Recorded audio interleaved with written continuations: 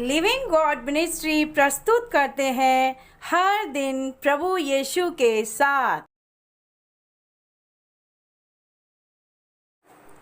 Praise the Lord. आप सबों को जय मसीह की और हर दिन प्रभु यीशु के साथ कार्यक्रम में आप सबों का बहुत बहुत स्वागत है। प्रभु आप सबों को बहुतायत के साथ आशीष दे, आमीन। आइए आज इस कार्यक्रम को शुरू करें। सबसे पहले हम प्रार्थना करेंगे, प्रभु से अगुवाई मांगेंगे। अपनी आंखों को बंद करें, अपने हाथों को जोड़ें। आइए हम प्रभु के समीप जाएं। धन्यवाद धन्यवाद धन्यवाद जीवते अनुग्रहकारी परमेश्वर पिता, दयालु और पवित्र पिता, हम आपका धन्यवाद करते हैं कि आज का ये सुंदर दिन आपने हमारे जीवन में दिया और हमें ब्लेस किया है। प्रभु हम आपके धन्यवादित हैं।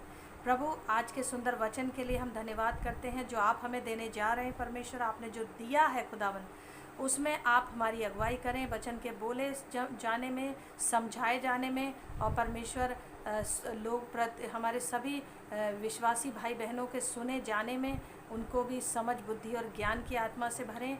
और प्रभु अपनी दासी को भी अपनी समझ बुद्धि और ज्ञान की आत्मा से भरें। और पवित्र आत्मा आप हमारी अगुवाई करें आज के वचन को सुनाने में। परमेश्वर पिता, आपके वचन का जो प्रचार किया जाता है तो आपके बच्चे आपकी आज्ञाओं और आपकी विधियों को सीखें, आपके नियमों का पालन करना सीखें प्रभु जी, क्योंकि हमारे जीवन के लिए अति ज़रूरी है। प्रभु तू हमें संभाल और अपने नियंत्रण में ले।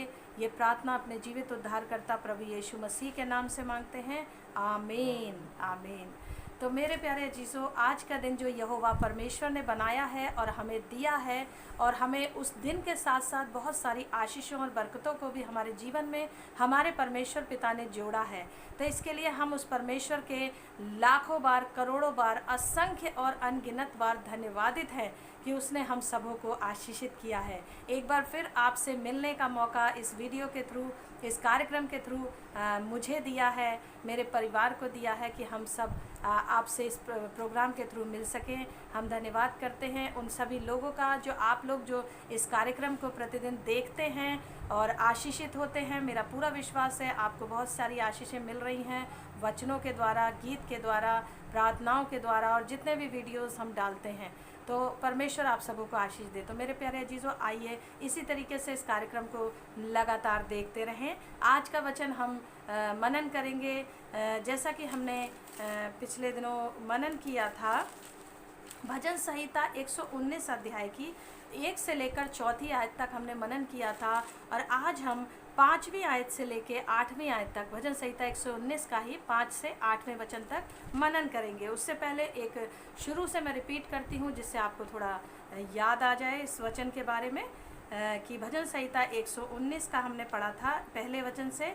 क्या ही धन्य है वे जो चाल के खरे हैं और यहोवा की व्यवस्था पर चलते हैं। क्या ही धन्य वे जो उसकी चेतौनियों को मानते हैं और पूर्ण मन से उसके पास आते हैं।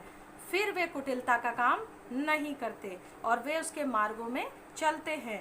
तूने अपने उपदेश इसलिए दिए हैं कि वे यत्न से माने जाएं। यहाँ तक हमने परमेश्वर के वचन का अध्ययन किया था, उस दिन मनन किया था। आज हम 5वें वचन से 8वें वचन तक पढ़ने जा रहे हैं, और ध्यान से मेरे प्यारे अजीजों वचन को सुनते रहें। 5वां वचन हम पढ़ने जा रहे हैं। भला होता कि तेरी विधियों को मानने के लिए मेरी चाल चलन दृढ़ हो जाए।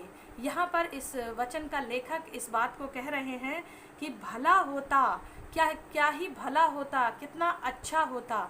क्या, जैसे कि हम कई बार कल्पना करते हैं, सोचते हैं और गहन विचार करते हैं इस बात पर कि कितना भला होता, क्या ही ये मेरे लिए कितना अच्छा होता, मेरे जीवन के लिए कितना अच्छा होता कि परमेश्वर की विधियों को मानने के लिए मेरी चाल चलन दृढ़ हो जाए, मजबूत हो जाए। क्योंकि मेरे प्यारे चीज़ों, लेखक इस बात को जानते हैं कि उसकी विधियों को ना मानने के द्वारा हमारा ही नुकसान है। उसकी विधियाँ जो नहीं मानते हैं वो उनका ही नुकसान है, लेकिन जो उसकी विधियों को मानते, परमेश्वर के वचन का पालन करते हैं, उन्हीं का फ़ायदा है। क्योंकि हम लोग जब प्रार्थना करते हैं, प्रभु के पास आते हैं, प्रभु से लिपटे रहते हैं उसके वचन के द्वारा, उसकी आज्ञाकारिता के द्वारा, तो ये हमारे ही लिए भला है। इस परमेश्वर की भलाई नहीं है, इसमें ये हम अपने ही लिए करते हैं। ऐसा नहीं कि हम परमेश्वर पर कोई एहसान करते हैं, अगर हम प्रार्थना करते हैं, हम वचन पढ़ते हैं तो हम प्रभु पे कोई बहुत बड़ा एहसान कर देते हैं। ये सब हम अपने जीवन की भलाई के लिए करते हैं, क्योंकि इससे आने वाले समय में हमारा ही भला होने वाला है। तो क्योंकि परमेश्वर ने लिखा है वचन, परमेश्वर ने अपनी विधियाँ इसलिए दी हैं कि हम उसको यत्न के साथ माने। चौथे वचन में हमने पढ़ दिया, यत्न के साथ जब मानेंगे तो उसका अच्छा प्रतिफल भी हम पाएंगे, और जो नहीं मानेगा वो उसका जीवन विनाश की ओर जाएगा। तो मेरे प्यारे जीजो, लिखा है कि भला होता, क्या ही भला होता, कितना अच्छा होता कि तेरी यानी परमेश्वर आपकी विधियों को मानने के लिए मेरा चाल चलन दृढ़ हो जाए। वो चाहता था लेखक इस बात को कि मैं चाहता हूँ कि मेरा चाल चलन तुझ में दृढ़ रहे। वो उसकी हार्दिक इच्छा है, ये दिल की इच्छा है। ऐसा ही आपकी और मेरी भी होनी चाहिए। मेरे प्यारे चीज़ों, मेरी और आपकी भी यही इच्छा होनी चाहिए कि क्या ही भला हो कि मेरे और आपका चाल चलन परमेश्वर की विधियों में चलने के लिए, उसकी आज्ञाकारिता में रहने के लिए हमारा चाल चलन दृढ़ हो जाए, मजबूत हो जाए, हम सिद्ध बनते जाएं, धीरे धीरे निरंतर हम सिद्ध बने उसकी आज्ञाकारिता में। अब छठे वचन में हम जाएंगे, तब मैं तेरी सब आज्ञाओं की ओर चित्त लगाए रहूँगा। जब तेरी विधियों को मानने के लिए मेरा चाल चलन दृढ़ हो जाएगा, मजबूत हो जाएगा, मैं अपने जीवन से पाप करने से का स्वभाव मेरे जीवन से दूर हो जाएगा, और मैं ज़्यादा से ज़्यादा ये कोशिश करूँगा या करूँगी कि मेरा जीवन पवित्रता और धार्मिकता में प्रभु की रहे।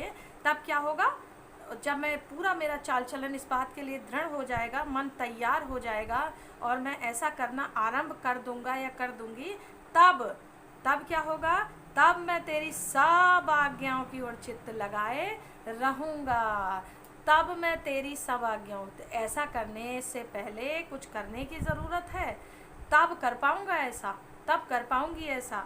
तब मैं तेरी एक आज्ञा, 2 आज्ञा, 3 आज्ञा, 4 आज्ञा नहीं, यहाँ लिखा हुआ प्रभु के वचन में, तब मैं तेरी सब आज्ञाओं की ओर चित्त लगाए रहूँगा। अपने मन को मैं हमेशा तब तेरी ओर लगा सकूँगा अगर मेरा चाल चलन तेरी विधियों को मानने में दृढ़ हो जाएगा। हर समय मुझे ये ध्यान रहेगा उस समय कि मेरे परमेश्वर की कोई आज्ञा तो मुझसे नहीं टूट रही है। मेरे चलने से, चलने का मतलब चलना, एक गलत जगह में भी जाना होता है और अच्छी जगह में भी जाना होता है। मेरे पैरों के द्वारा मुझसे कोई गलती तो नहीं हो रही, मेरे परमेश्वर की आज्ञा तो नहीं टूट रही, कहीं मैं कोई गलत जगह तो उन पैरों का इस्तेमाल नहीं कर रहा हूँ या कर रही हूँ जाने के लिए। मेरे हाथों का इस्तेमाल जो हो रहा है वो किसी गलत काम के लिए तो नहीं हो रहा है, मेरे परमेश्वर की कोई आज्ञा तो इससे नहीं टूट रही है। मेरी आँखों का, मेरे मुँह का, मेरी ज़ुबान का इस्तेमाल, मेरे दिमाग के सोच विचारों का इस्तेमाल, मेरे शरीर के किसी भी अंग का इस्तेमाल, मेरे देह जो परमेश्वर ने पवित्र आत्मा का मंदिर मुझे दिया है, उस देह के द्वारा, उसके किसी भी अंग के द्वारा कहीं मेरे परमेश्वर की कोई आज्ञा तो नहीं टूट रही है। कहीं मेरा परमेश्वर का दिल तो मैं नहीं दुखा रहा हूँ या उसका दिल दुखा तो नहीं रही हूँ अपने गलत कामों के द्वारा, गलत बातों के द्वारा। तब मैं तेरी सब आज्ञा की ओर क्या चित्त लगाए रहूँगा। इसे कहते हैं, जो हमने अभी विचार किया, कि तब मैं तेरी सब आज्ञाओं की ओर चित्त लगाए रहूँगा।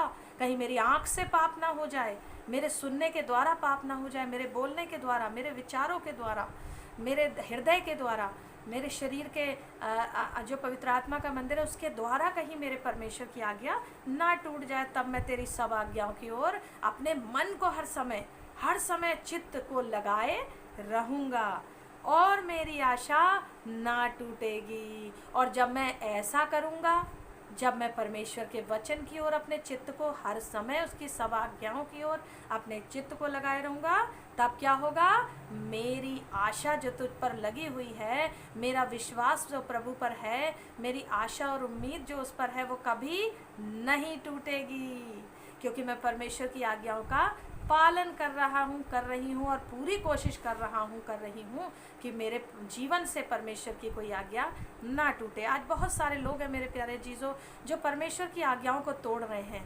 बहुत कई बार मैं इस बात को बताती हूँ कि बहुत दिखने में तो वो बहुत धार्मिकता का जीवन जीते हैं और बहुत धर्मी बनते हैं, लेकिन जब मौका आता है परमेश्वर के लिए अड़े और खड़े रहने का, उस समय वो उन परमेश्वर की आज्ञाओं को भूल जाते हैं। परमेश्वर की बड़ी बड़ी आशीषों को पाकर, परमेश्वर की बहुत बड़ी बड़ी आशीषों को पाकर परमेश्वर को भूल जाते हैं। परमेश्वर ने उन्हें मौत के मुंह से निकाल लिया, मौत से बचा लिया, भयानक बीमारियों से चंगा कर दिया, लेकिन जब खुशी का मौका आता है तो अपनी खुशी में इतने मस्त हो जाते हैं कि वो परमेश्वर की आज्ञाओं को भूल जाते हैं। वो गलत काम करने से भी नहीं चूकते, जिस कामों से परमेश्वर की आज्ञा टूट रही है उन कामों को करने से नहीं चूकते। वो इतना अपने समाज में, अपने परिवार में, अपने रिश्तेदारी में, अपने लोगों में और अपनी खुशी में इतना मस्त हो जाते हैं कि वो भूल जाते हैं कि वो महान परमेश्वर जिसने मुझे इतनी बड़ी आशीष दी, उसका भी मैं धन्यवाद करूं, या उसकी आज्ञा मैंने तोड़ दी है, उस बात पे भी वो विचार नहीं करते। तो मेरे प्यारे अजीज़ों, हम अब 7वें वचन में जाएंगे।